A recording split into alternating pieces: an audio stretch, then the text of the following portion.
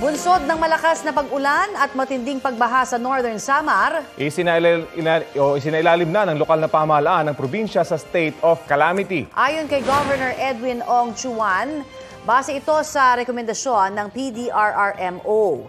Nagdulot na raw ng pagkasira ang baha ng ilang taniman at gusali. Sa huling tala, halos 24,000 pamilya na ang nailika sa probinsya dahil sa matinding pagbaha. Tumulong na rin ang Philippine Coast Guard sa pagpapalika sa 5 barangay sa bayan ng Katarman. Ayon sa Office of Civil Defense, Region 8, may naiulat na 2 namatay sa rehiyon dahil sa pagguho ng lupa dulot ng pag-ulan. Inaalam pa rin nila ang pagkakakilanlan ng mga nasawi para makumpirma ito.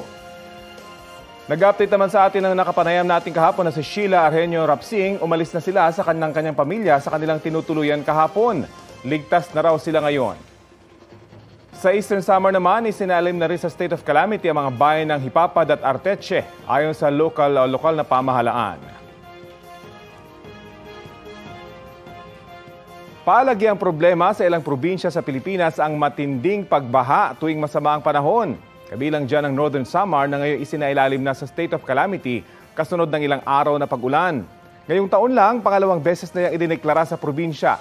Sa datos ng Mines and Geosciences Bureau, malaking bahagi ng probinsya ang may mataas na posibilidad ng pagbaha. 96.3% o 548 sa 569 na barangay ang may high flooding susceptibility. Sa kabisera na Katarman, 3 barangay lang ang hindi kasama sa kategorya.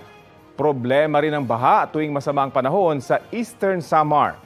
Ayon sa PDRRMO, maraming ilog sa probinsya kaya't madalas ang pagbaha roon. Kabilang sa napuruhan ngayon ang bayan ng Hipapad kung saan lahat ng barangay mataas ang posibilidad ng pagbaha.